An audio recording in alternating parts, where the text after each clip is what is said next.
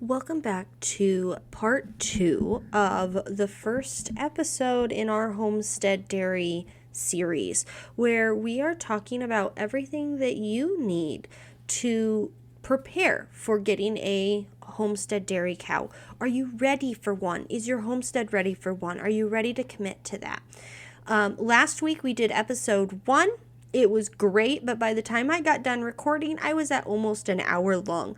So I have broke it in half, and today you are going to get part 2 of preparing for a homestead dairy, preparing for a cow, and we will be talking about milking, actually, what do you need to milk, and what is your shelter, and the equipment that you need. We're going to be talking about all that today, so let's jump right in.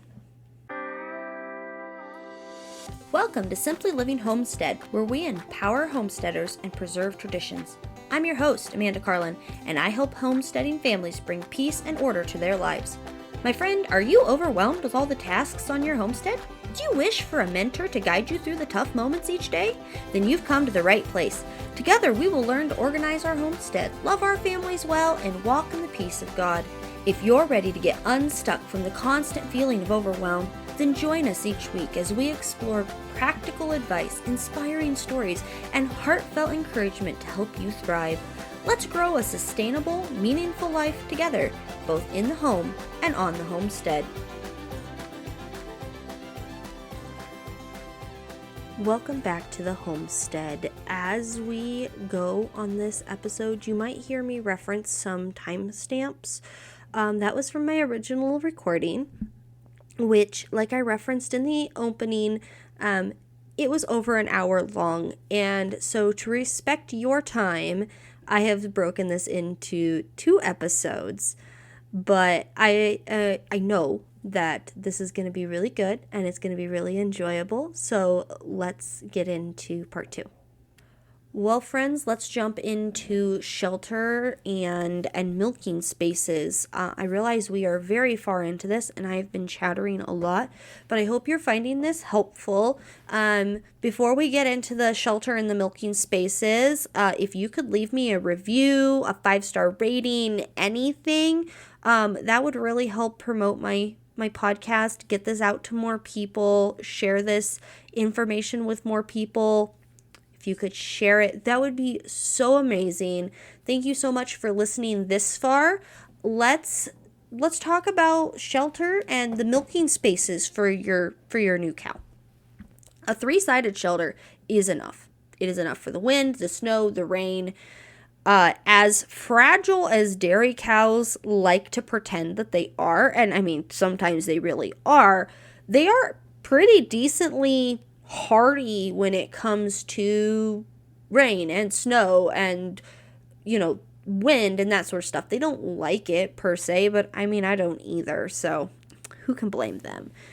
You need a space in their pasture that they can get out of the wind and the rain and the snow. They don't really like standing in it, and if you're forcing your dairy cow to stand in that, forcing them to, they might choose to, they really might, but if you're forcing them to, you're going to see a drop in your production.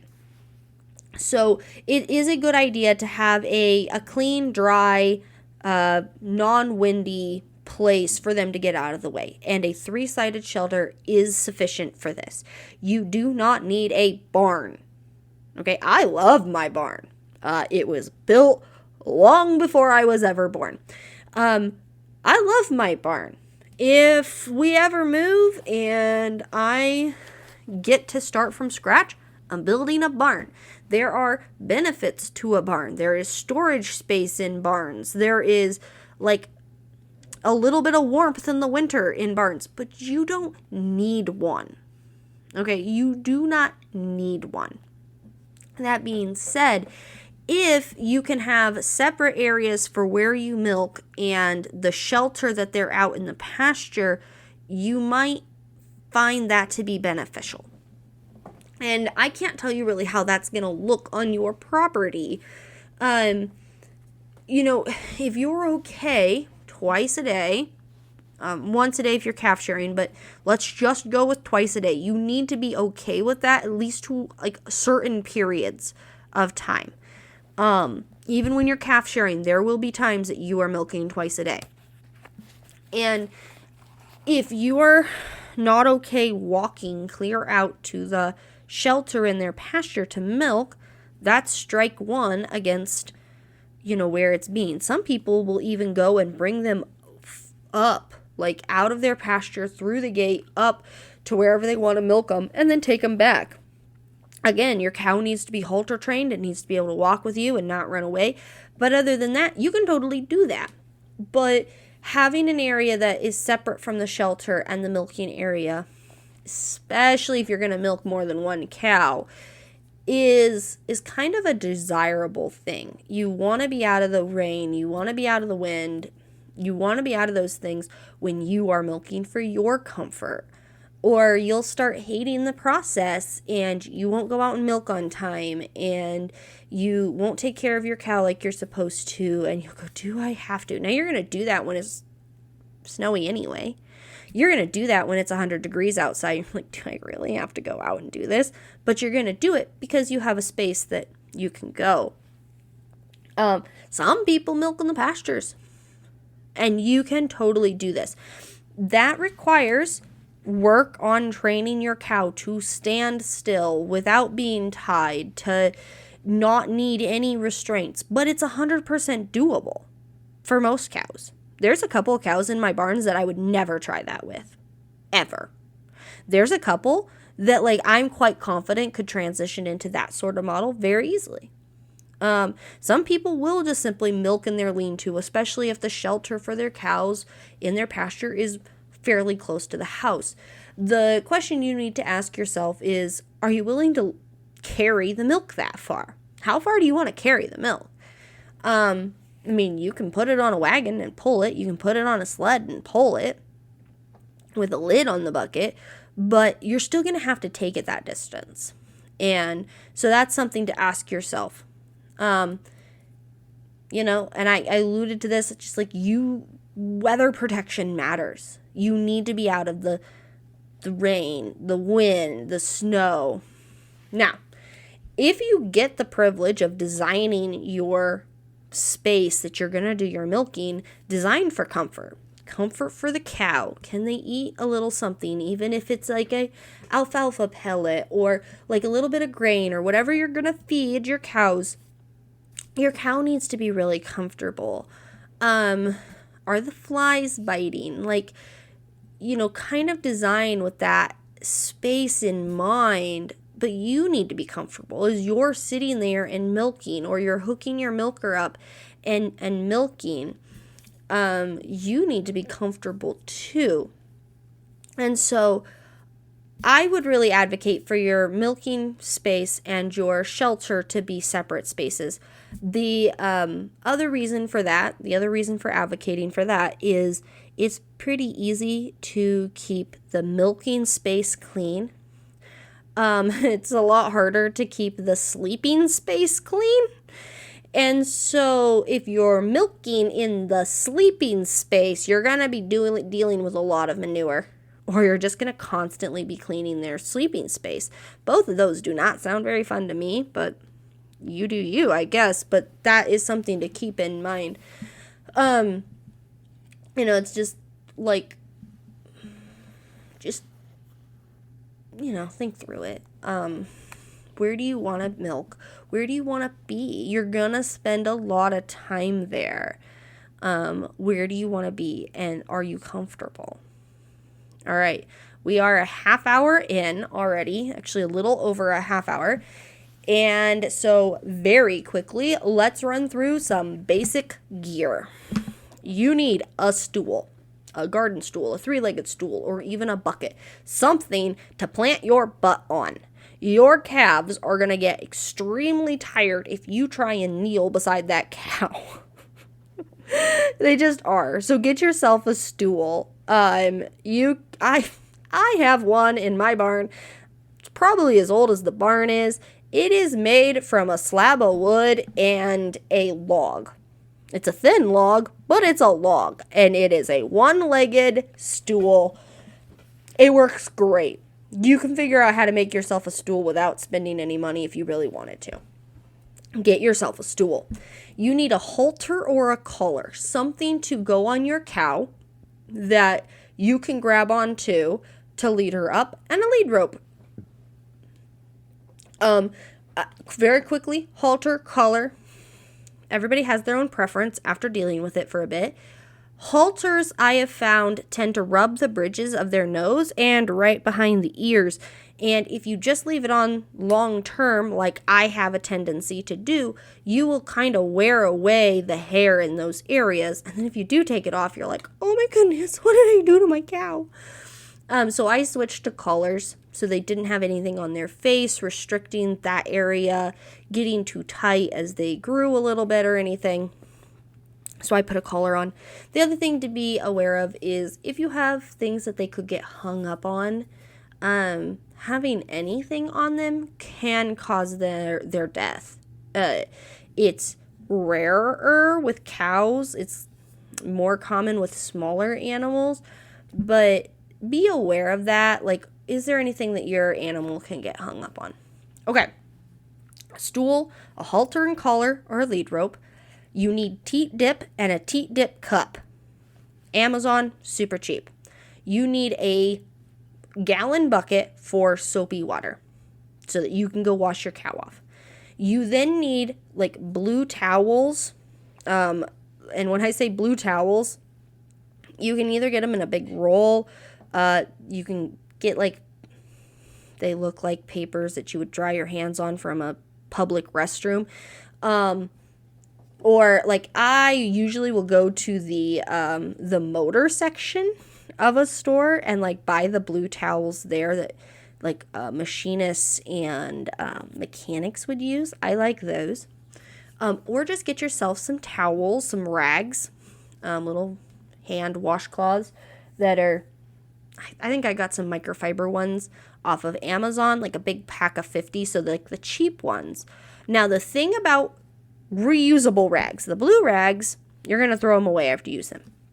Reusable rags, if you choose to use reusable rags, one, you need to run them through the washer with bleach often, once a week, twice a week, or twice a month at least. You need to hang them out to sun bleach now and then. That would be the cheaper way of doing it, the more natural way of doing it. And you need to, when you are done using them, to wash all of the poop off the backside of your cow because she doesn't care. You are then going to have to rinse your rags and either wash them right away, like you're going to rinse them out, and then you're going to either put them to dry, like hang them up to dry, and then wash them when you've accumulated enough of them, or you're going to have to wash them right away. And if you leave them in a big pile without rinsing them, and you just leave them on a big pile on your floor, they will stink terrible. So you must rinse them out and let them dry if you're going to accumulate a bunch of rags before you wash. That is the only, the real problem with rags. I do think that there can be bacteria that gets caught up in your rags, hence why you need to run them through sanitizer when you're cleaning them. All right, so that's what you need in the barn, is you need to be able to sit there to milk her. You need to be able to teat dip her to make sure that she doesn't get mastitis afterwards. And you need a soapy bucket, with towels in it to be able to clean her off.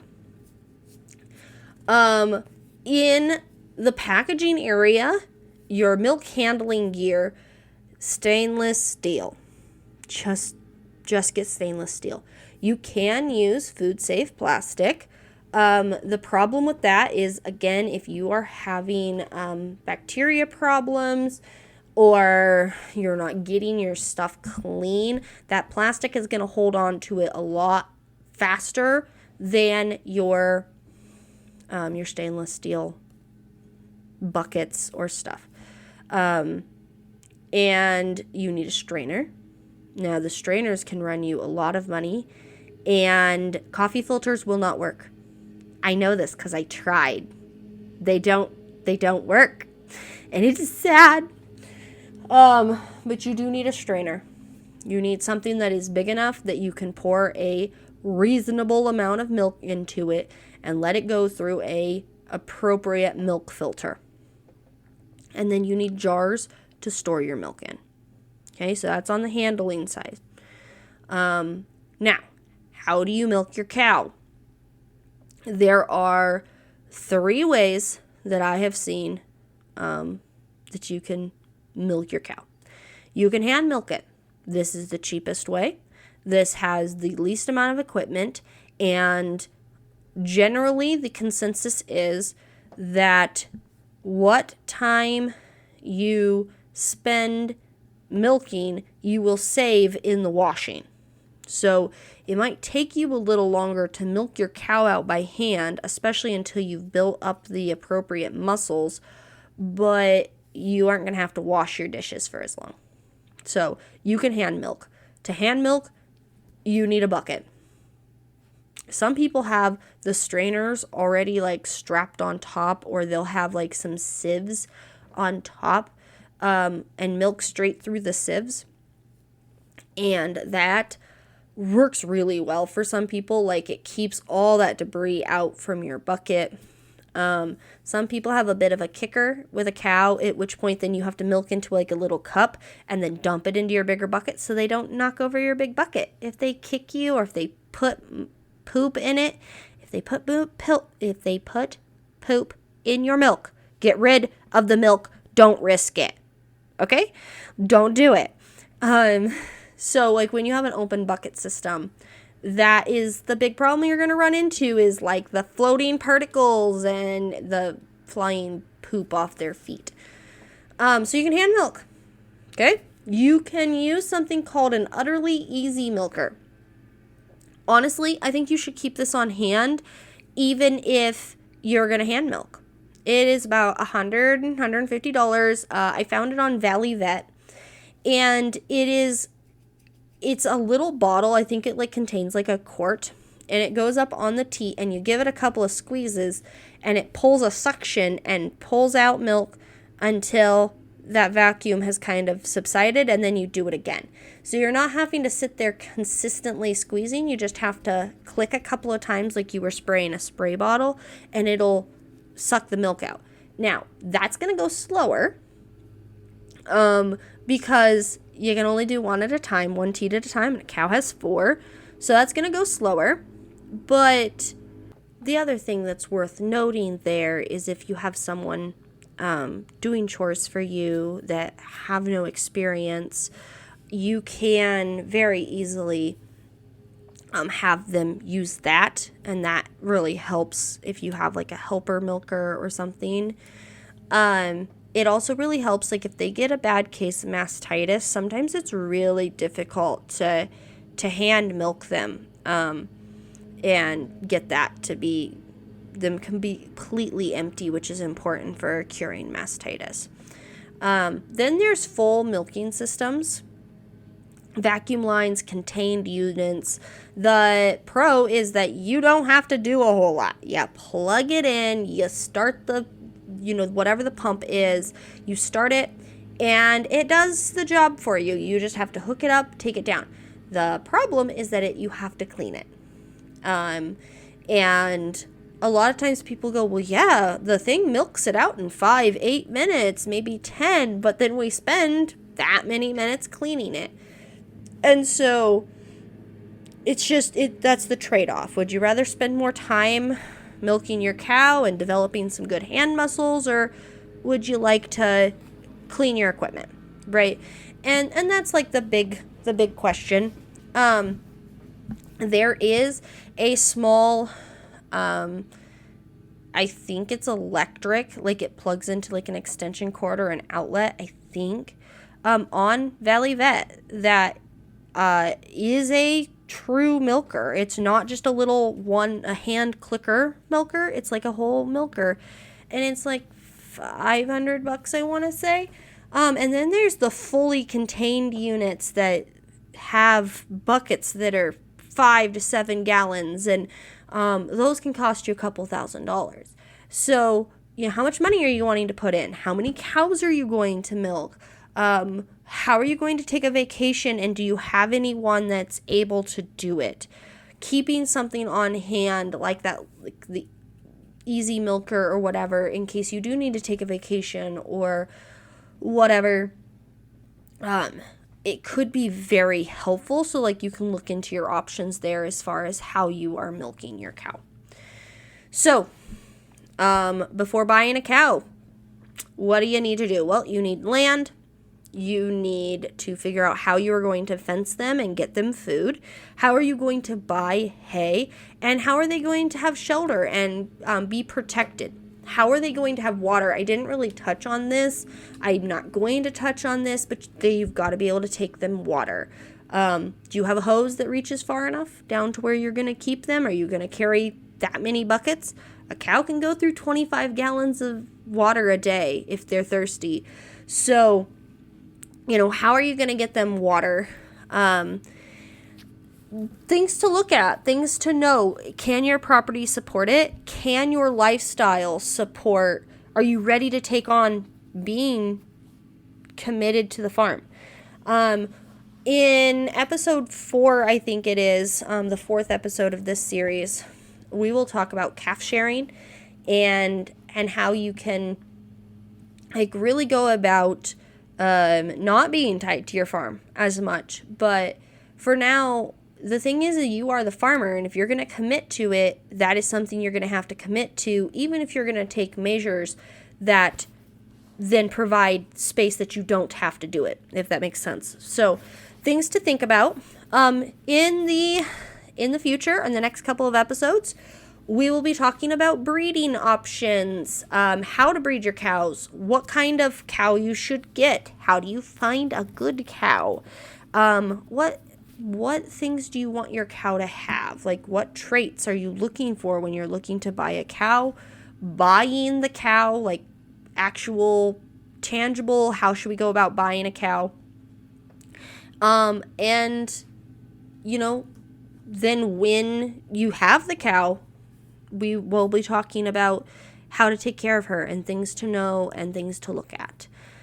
If you are serious about adding dairy to your homestead, start with a plan. And if you're dreaming of running a micro dairy someday, I'm working on something special for you. It could take a while before we really get here, but I'd love to release a teaching course on micro dairy and raising milk to sell specifically. But if you're interested at all in micro dairies, selling your milk, or maybe even just like a full thought out course with resources and all of this stuff about dairy, even just a homestead dairy for yourself, send me an email. Let's talk. I would love to bounce some ideas off of you, see what you're interested in. It's free. Send me an email. We could even set up a time to video chat and talk if you are interested in that. If you've stayed this whole 45 minutes, it is a super long episode. I'm sorry about that, but also thank you for being here and thank you for listening. And we will see you next week when we start talking about getting your own cow. So until then, have a great week.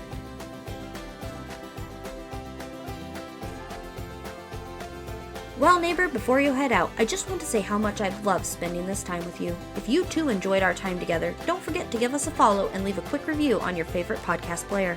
It really helps more women like us find their way to a simpler, more joyful life. And hey, if you know someone who'd enjoy this episode, why not share it with them? Let's keep growing this circle of encouragement together. Oh, and don't forget to join my email list. I've got some free printables and weekly tips waiting for you to help you live a purposeful, balanced life, one rooted right in the heart and home. Thanks for being here, friend. You're doing a great job. I can't wait to chat again next week here at the Simply Living Homestead.